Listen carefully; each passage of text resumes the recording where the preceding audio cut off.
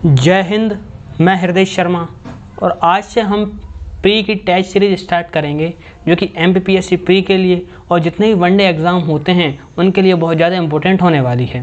तो इस test series की श्रृंखला में पहला जो टेस्ट है वो रहेगा अपना पॉलिटी का, कि पॉलिटी के यहाँ से टेस्ट प्रारंभ होंगे और रोज़ नया टेस्ट हर सब्जेक्ट का लाया जाएगा। तो टाइम व्यतीत ना करते हुए हम बात करते हैं यहाँ के पहले क्वेश्चन की। पहला क्वेश्चन क्या है?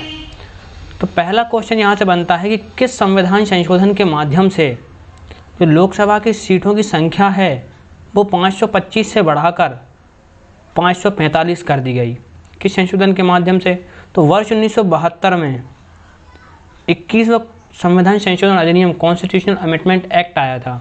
21वां संविधान संशोधन अधिनियम 1972। दोस्तों, ये वही समय था जब सरकार के मध्य और सुप्रीम कोर्ट के मध्य तनातनी चल रही थी। और ये तनातनी कब प्रारंभ हुई थी? तो शंकरी प्रसाद मामला हुआ था 1951 में, तब से लेकर 1973 के केशवानंद भारती मामले तक ये तनातनी जारी रही थी। तो सरकार ने क्या किया कि अपना वर्चस्व बढ़ाने के लिए हमें देखना पड़ेगा कि सरकार ने सीटें बढ़ाई क्यों, 525 से 545 क्यों की। तो कहीं ना कहीं सरकार ने अपने वर्चस्व में वृद्धि करने के लिए अधिक बहुमत की आकांक्षा से सीटों में वृद्धि कर दी, 545 कर दी, जो वर्तमान में भी विद्यमान है। तो यहाँ हमने इसका पहला प्रश्न देख लिया कि सरकार ने सीटों की संख्या 525 से बढ़ा करके 545 कब की। तो 21वां संविधान संशोधन अधिनियम 1972 आया था, उसके तहत सरकार ने ये फैसला किया, ये इस निर्णय को मूर्त रूप दे दिया। अब अगला प्रश्न हम देखते हैं, प्रस्तावना संबंधित है कि जो प्रस्तावना है, भारतीय संविधान की प्रस्तावना है, उसे भारतीय संविधान की आत्मा किस विद्वान ने कहा है और ये विद्वान कौन था? तो भारतीय संविधान सभा के एक सदस्य थे। भारतीय संविधान सभा के एक सदस्य थे कौन? ठाकुरदास भार्गव जी। इन्होंने भारतीय संविधान जो प्रस्तावना है उसे भारतीय संविधान की आत्मा कहा है, ठाकुरदास भार्गव ने। तो यहाँ हमने प्रस्तावना संबंधित एक प्रश्न देख लिया कि भारतीय संविधान की आत्मा क्या है। तो प्रस्तावना है, एक प्रश्न ये हो गया। और क्या संविधान की आत्मा किसे कहा, किसने कहा है? तो ये अगला प्रश्न बन जाता है ठाकुरदास भार्गव ने। तो यहाँ हमने ये प्रश्न डिस्कस कर लिए। अब देखते हैं अगले तीसरे प्रश्न की ओर चलते हैं। दोस्तों, अगला प्रश्न ये बनता है अपना कि किस प्रसिद्ध मामले में, किस प्रसिद्ध न्यायिक मामले में सुप्रीम कोर्ट ने ये व्याख्या की थी कि जो भारतीय संविधान है संघीय है। किस मामले में सुप्रीम कोर्ट ने कहा था कि भारतीय संविधान जो है संघीय है, और जो संघीय है यह इसकी भारतीय संविधान की प्रमुख विशेषता है। क्या है? प्रमुख विशेषता है। यानी सुप्रीम कोर्ट ने कौन से मामले में ये निर्णय दिया था कि जो संघात्मक व्यवस्था है, संघीय व्यवस्था है, वो कहीं ना कहीं भारतीय संविधान की प्रमुख विशेषता है। तो ये सुप्रीम कोर्ट ने कहा था अपने SR बोमई मामले में। कब? वर्ष 1994 में ये कहा था सुप्रीम कोर्ट ने। कब? 1994 में। ये आपको याद रखना है। अगला प्रश्न यहाँ से बनता है, ये बहुत इंपॉर्टेंट प्रश्न हो जाते हैं अपने आप में। अगला प्रश्न बनता है कि जो राजमन्नार समिति है, जो तमिलनाडु सरकार ने इसका गठन किया था, ये भी आपसे पूछ सकते हैं। तो एक प्रश्न के अंदर आपसे बहुत सारे प्रश्न बन सकते हैं। राजमन्नार समिति का संबंध किससे है, ये प्रश्न पूछ सकते हैं आपसे। तो केंद्र राज्य संबंधों में सुधार के लिए ये समिति गठित की गई थी। कौन सी? राजमन्नार समिति। इसका गठन कब किया था? तो वर्ष 1969 में किया था। किसने किया था? तमिलनाडु सरकार ने किया था। तो यहाँ इस प्रश्न से संबंधित हमने 3 प्रश्न देख लिए कि राजमन्नार समिति का संबंध किससे है। तो इसका उत्तर हो जाएगा केंद्र राज्य संबंधों से है। और ये इस समिति का गठन कब किया था? तो वर्ष 1969 में किया था। अगला प्रश्न ये बनता है कि इस समिति का गठन किस सरकार ने किया था, किसने किया था? तो राजमन्नार, जो तमिलनाडु सरकार है उसने किया था। किसने? राजमन्नार जी की अध्यक्षता में किया था। ये प्रश्न हो जाते हैं। 4 प्रश्न हमने यहाँ से देख लिए। अब बढ़ते हैं हम अगले प्रश्न की ओर कि अगला प्रश्न यहाँ से क्या बनता है।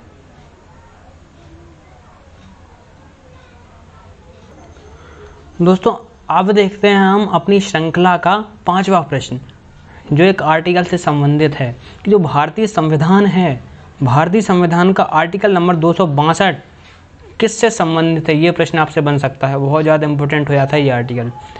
भारतीय संविधान का अनुच्छेद 262 किससे संबंधित है?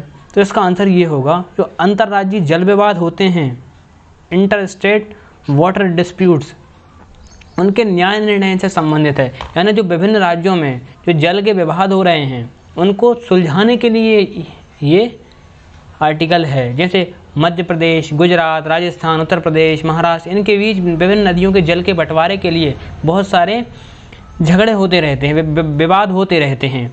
तो इन विवादों के निपटारों के लिए संविधान में व्यवस्था की गई है, जिसे बोलते हैं अंतर्राज्यीय जल विवादों के न्याय निर्णय से संबंधित, जो आर्टिकल 262 में वर्णित है। अगले छठे प्रश्न की ओर हम बढ़ते हैं कि जो रेल बजट है, रेल बजट को केंद्र बजट में कब समाहित किया था? तो वर्ष 2016 में। 2016 में भी कब? अगस्त में। यहाँ आपको एक चीज़ कमेंट करके बतानी होगी बाद में, वीडियो के बाद में, कि जो रेल बजट था और जो केंद्र बजट था वो पहले एक हुआ करते थे, तो इनको किस वर्ष अलग अलग किया था? ये ब्रिटिश सरकार के काल में हुआ था। एक समिति बनी थी, एक वर्ष समिति, उस समिति की सिफारिश पर रेल बजट से केंद्र बजट को अलग किया था। ये वर्ष आपको बताना है किस वर्ष ये इन दोनों बजटों को अलग किया था, रेल बजट और केंद्र बजट को। ठीक है, ये दो प्रश्न बन जाते हैं यहाँ से कि कब किया था अलग। तो 5 अगस्त 2016 को इन दोनों को एक कर दिया, अलग कब किया था? तो एक वर्ष समिति की सिफारिश पर कब किया था वो आपको बताना है कमेंट में। तो यहाँ अपना इस प्रश्न का उत्तर हो जाता है, अगस्त 2016 में रेल बजट को केंद्र बजट में समाहित कर दिया गया था। ठीक है, ये प्रश्न हो जाते हैं अपने 6 प्रश्न। अब अगले प्रश्न की ओर चलते हैं अपन। अब देखते हैं अपनी श्रृंखला का 7वां प्रश्न कि जो वर्तमान में अपनी जो उच्चतम न्यायालय है या सर्वोच्च न्यायालय है, उसमें कुल न्यायाधीशों की संख्या कितनी है, ये देखते हैं। तो वर्तमान में उच्चतम न्यायालय के जो न्यायाधीश हैं उनकी टोटल संख्या 31 है। यानी वर्तमान में 31 न्यायाधीश उच्चतम न्यायालय में होते हैं। ये देख लिया प्रश्न हमने।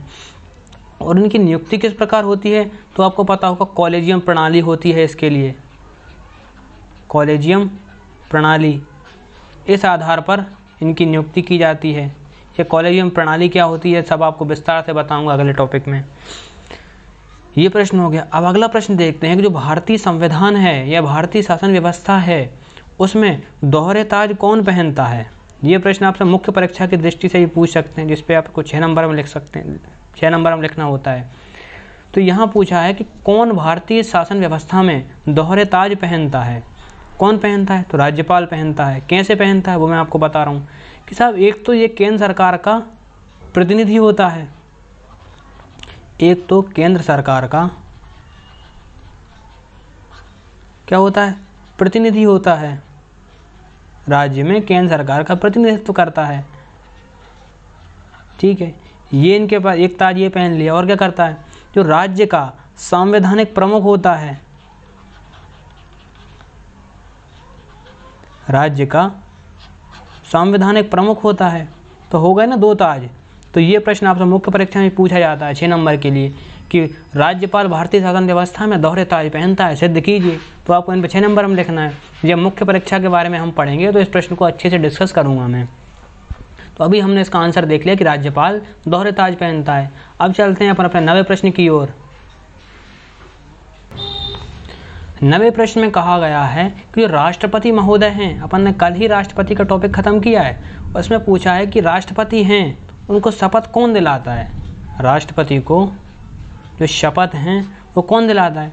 तो कल भी मैंने बताया था और आज भी बता रहा हूँ, तो राष्ट्रपति महोदय हैं उनको शपथ जो उच्चतम न्यायालय हैं, उच्चतम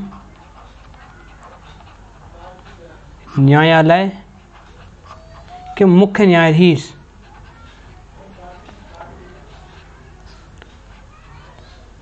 उच्चतम न्यायालय के मुख्य न्यायाधीश शपथ दिलाते हैं। ठीक है, ये देख लिया हमने। अगर यहाँ एक कंडीशन अपन लगा दें कि मान लो जो मुख्य न्यायाधीश हैं उच्चतम न्यायालय के, ये अनुपस्थित हैं, किसी कारणवश ये अनुपस्थित हैं,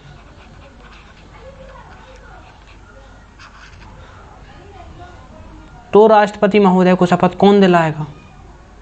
तो ये भी सोच सकते हैं ना, ये प्रश्न बन सकता है कि यदि उच्चतम न्यायालय के मुख्य न्यायाधीश अनुपस्थित हैं तो राष्ट्रपति को शपथ कौन दिलाएगा? तो वो जो वरिष्ठ न्यायाधीश होंगे मुख्य न्यायालय के, सर्वोच्च न्यायालय के जो भी वरिष्ठ न्यायाधीश होंगे,